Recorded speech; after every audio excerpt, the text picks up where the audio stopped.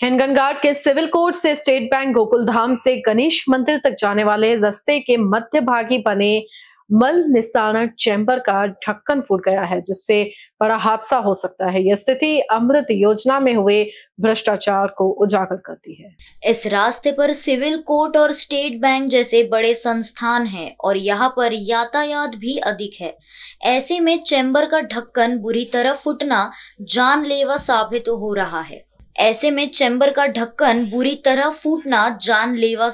रहा है। ये स्थिति सिस्टम की विफलता को दर्शाती है। स्थानीय लोगों का आरोप है कि अमृत योजना के तहत हुए काम में भ्रष्टाचार हुआ है, जिससे इस तरह की खतरनाक स्थिति उत्पन्न हुई है। लोगों ने प्रशासन से मांग की है कि इस स्थिति को जल्द से जल्द सुधारने के लिए कदम उठाए जाए। स्थानीय निवासियों ने प्रशासन से मांग की है कि इस मामले में जांच की जाए और दोषियों के खिलाफ कार्रवाई की जाए।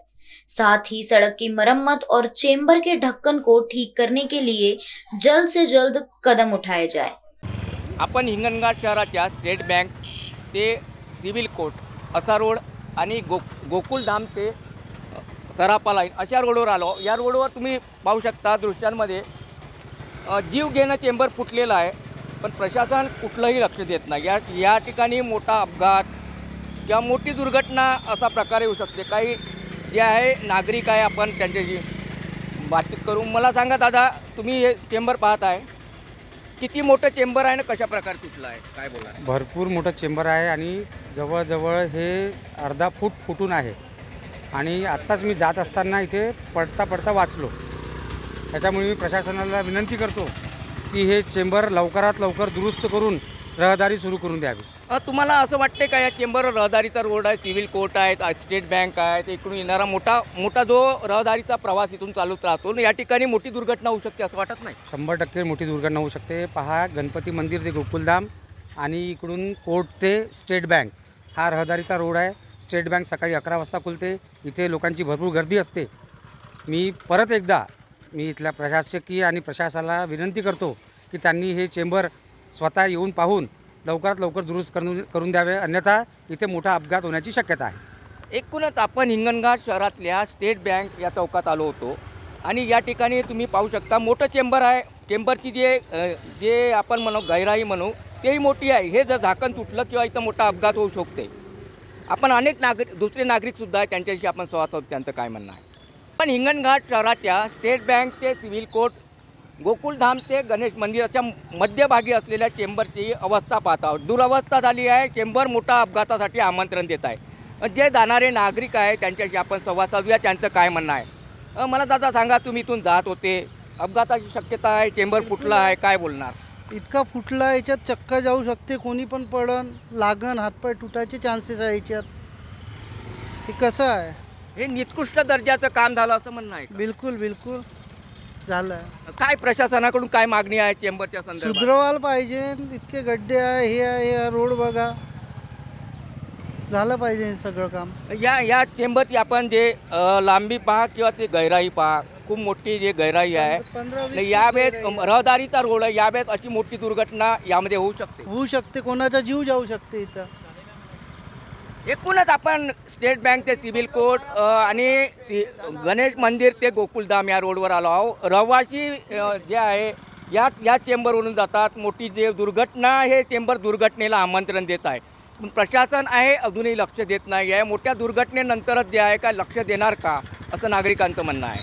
सिव्हिल कोर्ट ते गोकुलधाम या रोडवर आलो आहोत आणि गणेश मंदिर ते गोकुलधाम, सिव्हिल कोर्ट ते स्टेट बँक मोठं चेंबर आहे। चेंबर जे आहे निकृष्ट दर्जाच्या क्वालिटीमुळे फुटलेलं आहे आणि हे दादा आहे, हे गणेश मंदिर या परिसरातच राहतात। यांचं म्हणणं आहे का या ठिकाणी यांचा पण ॲक्सिडेंट। मला दादा सांगा, चेंबर जे आहे फुटलेलं आहे, काय ह्या चेंबरमुळे कुठली दुर्घटना होऊ शकते, काय बोलणं आहे? अरे कोणी मरू शकते। लहान पोरं ट्युशनला गाडी घेऊन जातात, सायकल घेऊन जातात, ह्या गड्ड्यात एकदम पाय फसून मरू शकते, अंधाऱ्यात गाय फसू शकते, कोणताही जीव फसू शकते। त्या मला सांगा, तुमचा अपघात कसा झाला इथे? मी त्या दिवशी इकडे आलो होतो, गायले रोटी द्यायला, हे पाय सुजून गेला, इथं पाय फसला, पाणी होता आणि हे पाय सुजून आहे, चालणं नाही होत आहे।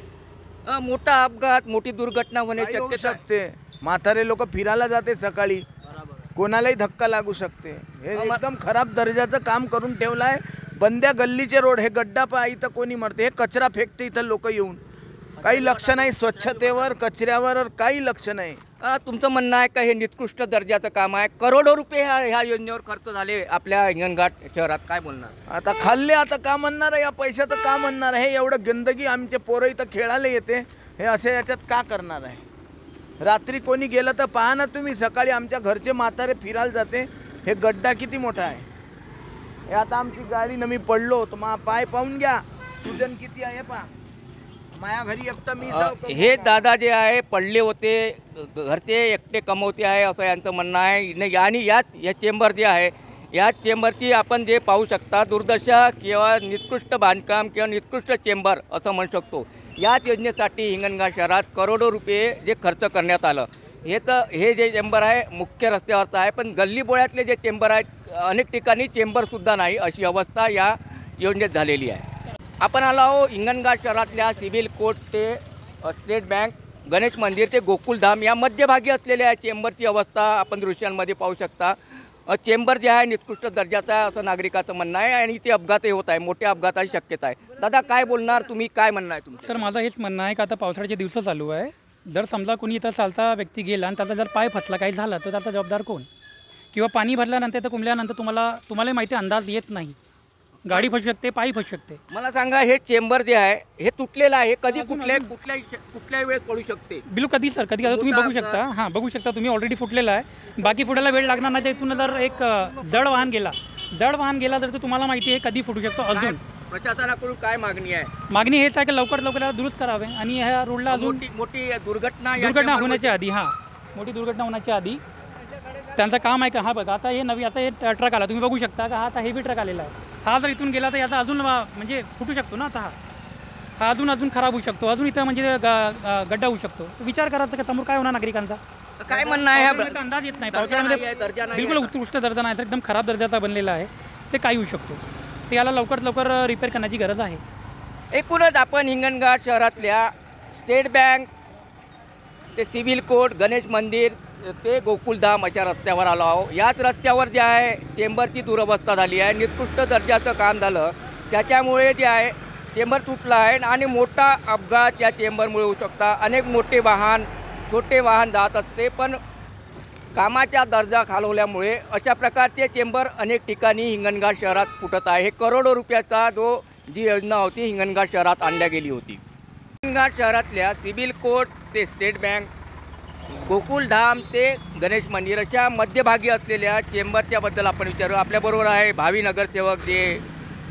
नगरसेवक होणार है अभय संचेती. मुझे बताइए संचेती साहब, ये गड्ढा गिर गया है, बहुत बड़ा गड्ढा है, क्या अगर इस गड्ढे के अंदर में कोई गिर गया गलती से भी, और अभी मैं खुद यहाँ से जा रहा था और मैं खुद गिर गया था, मेरा ये बोलना है कि कल मैंने सीओ साहब को व्हाट्सअप भी किया, व्हाट्सअप ने सर ने बोला कि मैं आपको तुरंत सुबह करवाता हूँ, मगर अभी तक आया नहीं.